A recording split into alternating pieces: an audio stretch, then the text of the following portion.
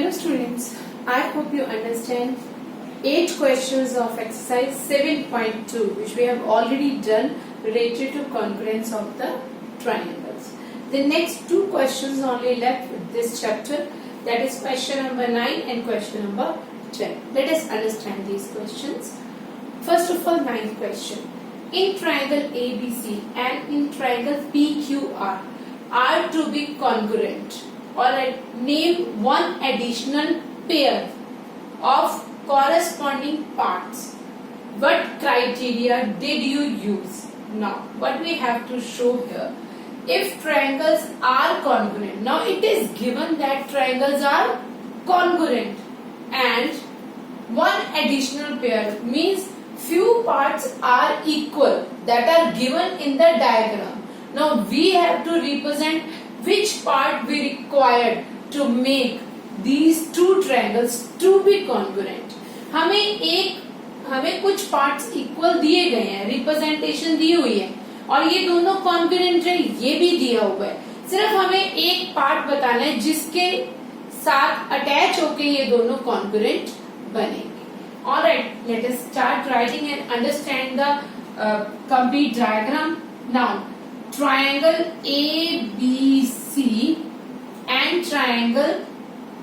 Now, in triangle ABC and triangle PQR क्या क्या चीजें इक्वल दी हुई हैं, सबसे पहले वो लिखते हैं, फिर हम क्राइटेरिया की बात करें. हमें ये एंगल 90 दिया हुआ है, ये रिप्रेजेंटेशन 90 का है. यहाँ से एंगल Q 90 का दिया है. इसका मतलब हमें कौन से एंगल्स बराबर दिए हैं? Angle B is equal to angle Q, और दोनों कैसे दिए हैं? 90 के. आफ्टर दैट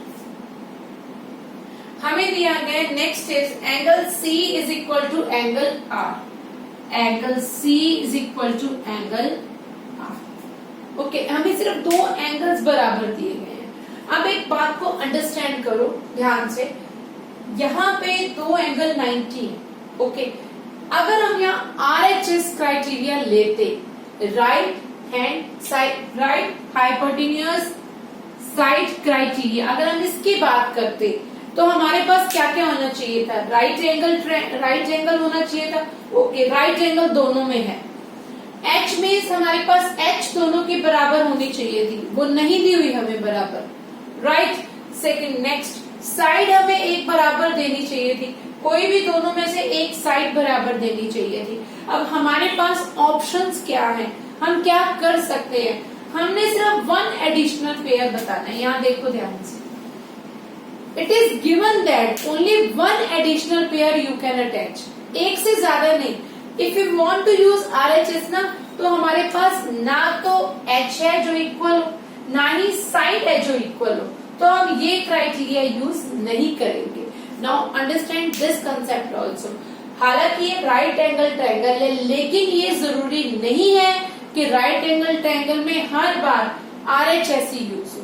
हम बाकी कोई क्राइटेरिया भी यूज कर सकते हैं. अंडरस्टैंड. सो पहले हमने RHS चेक किया, लेकिन RHS लाने के लिए हमें दो चीजें और चाहिए, कम से कम एक H और वन साइड. जबकि हमें दिया है कि हमारे पास ऑप्शन सिर्फ एक एडिशनल पेयर का है, नॉट मोर देन दैट. ना, हमने दो तो ये चीजें यूज कर ली, दो एंगल्स यूज कर लिए. जहां दो एंगल्स होते हैं वहां कौन सा क्राइटेरिया यूज होता है?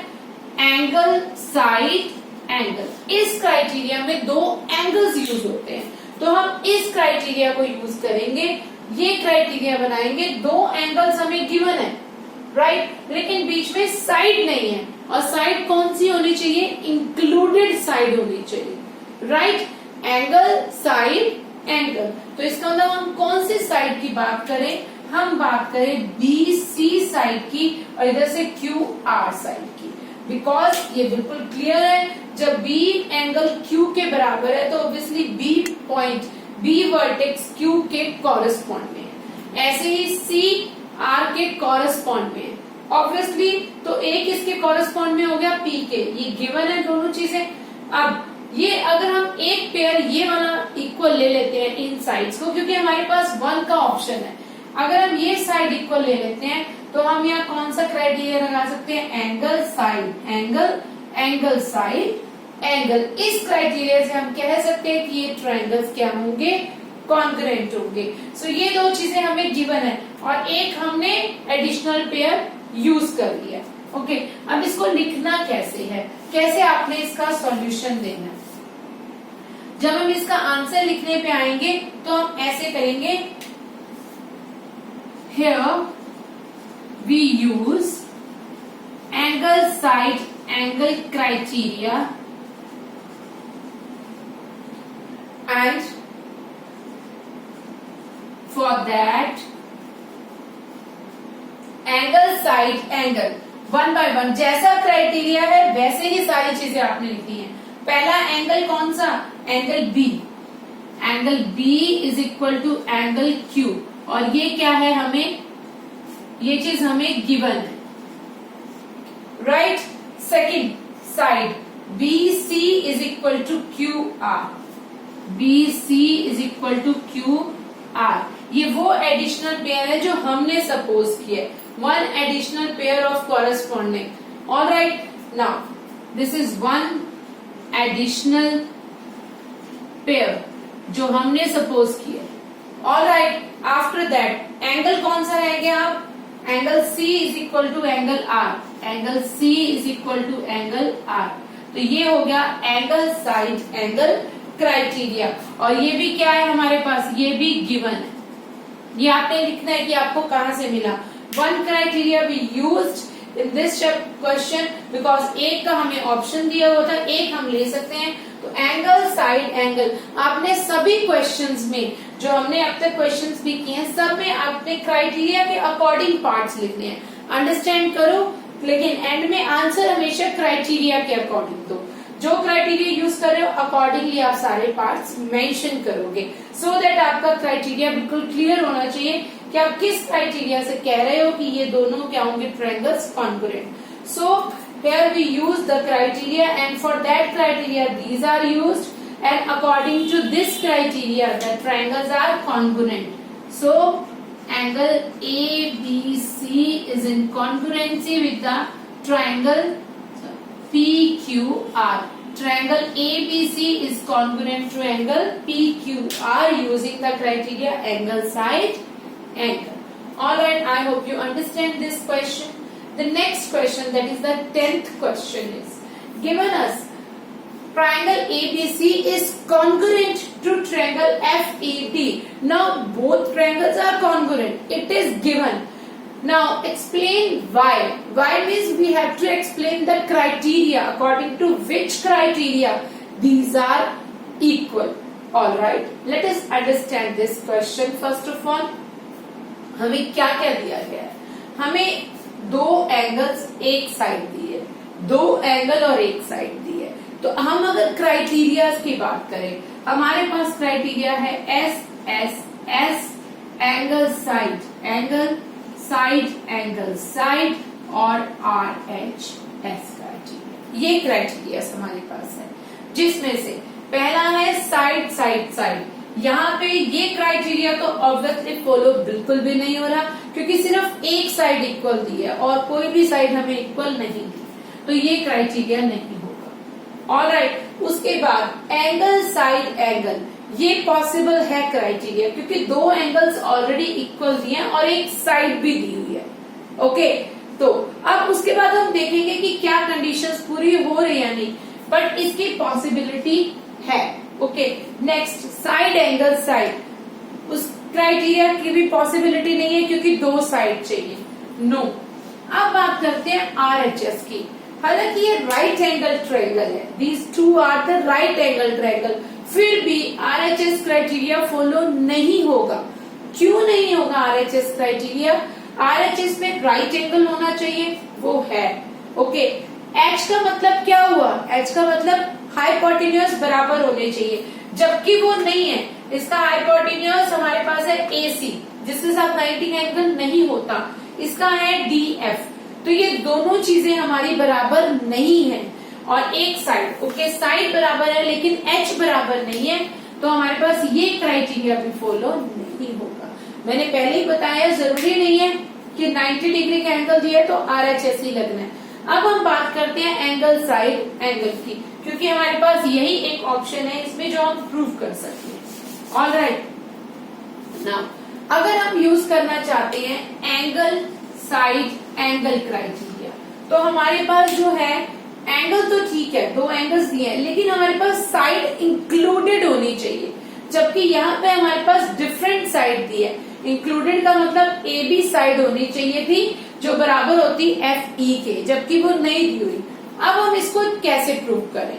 अब हम प्रूव इसको ऐसे करेंगे, हम क्या करेंगे, इसका थर्ड एंगल इक्वल लेके आते हैं। द थर्ड एंगल हमने इसको एक आर्क से बताना है, ये दोनों भी इक्वल होंगे। क्यों इक्वल होंगे? Because you know very well कि एक ट्रायंगल के तीनों एंगल्स का सम कितना होता है? 180 डिग्री। ऑलराइट, यहाँ भी एक ट्रायंगल के तीनों एंगल्स का सम कितना होगा? 180 डिग्री।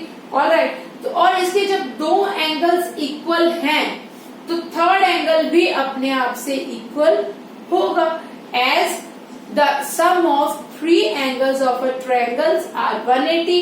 180 इसके लिए, 180 इसके लिए, और जब ये दो एंगल्स इक्वल है तो थर्ड एंगल अपने आप इक्वल हो जाएगा।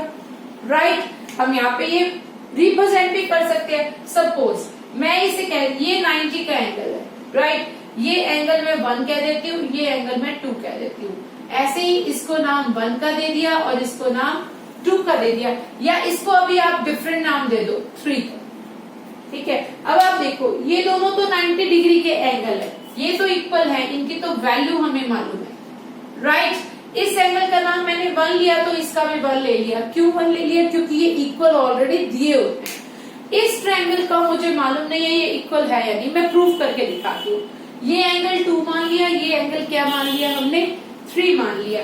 अब देखो सबसे पहले हम ये प्रूव करके दिखाते हैं, क्योंकि अगर हम ये दोनों एंगल्स को इक्वल कर लेंगे देन आफ्टर हमारे पास angle side angle criteria follow हो सकता है।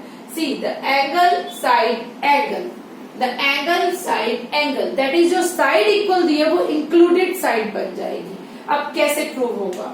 ओके, फॉर एबीसी ट्रायंगल की अगर हम बात करें, angle 1 plus 90 degree plus angle 2 is equal to 180 degree.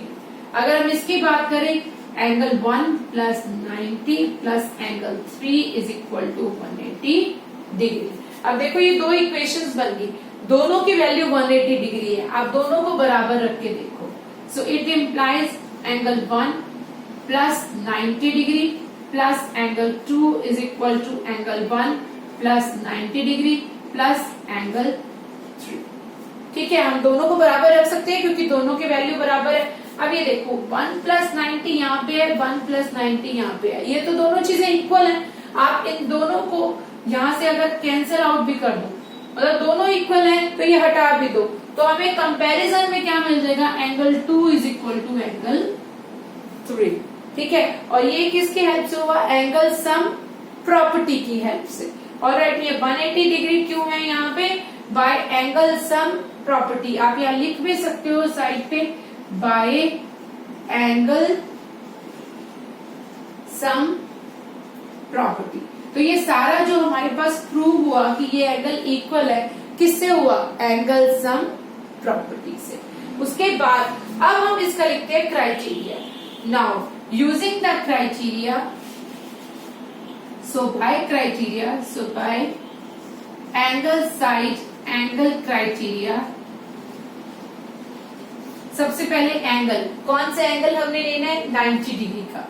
Angle B is equal to angle E. Alright, फिर बात करते हैं साइड की।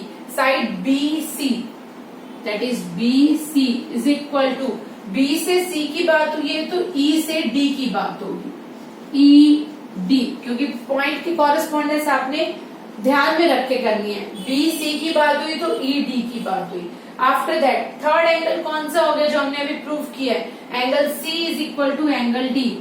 एंगल, अच्छा इसके आगे आप लिखते भी जाओ, angle B is equal to angle E. ये क्या था? ये हमारे पास क्या था? इट इज गिवन, ये भी गिवन, दोनों चीजें दी हुई थी। थर्ड जो हमने लिया, angle C is equal to angle D, ये किसकी हेल्प से था? एंगल सम प्रॉपर्टी, ये इसकी हेल्प से हुआ, एंगल सम प्रॉपर्टी की हेल्प से हमने इन दोनों को इक्वल कर दिया। सो हमारे पास तीनों चीजें आ गई, एंगल, साइड, एंगल, ये हो गया। By using the triangles ABC is congruent to the triangle FEB, right. So कौन कौन सा हुआ, एंगल हमें दिया था, साइड हमें दी थी, थर्ड एंगल हमने एंगल सम प्रॉपर्टी से प्रूव कर लिया। तो इसकी हेल्प से हम कह सकते हैं ये दोनों ट्रायंगल्स क्या है, कॉन्ग्रुएंट है।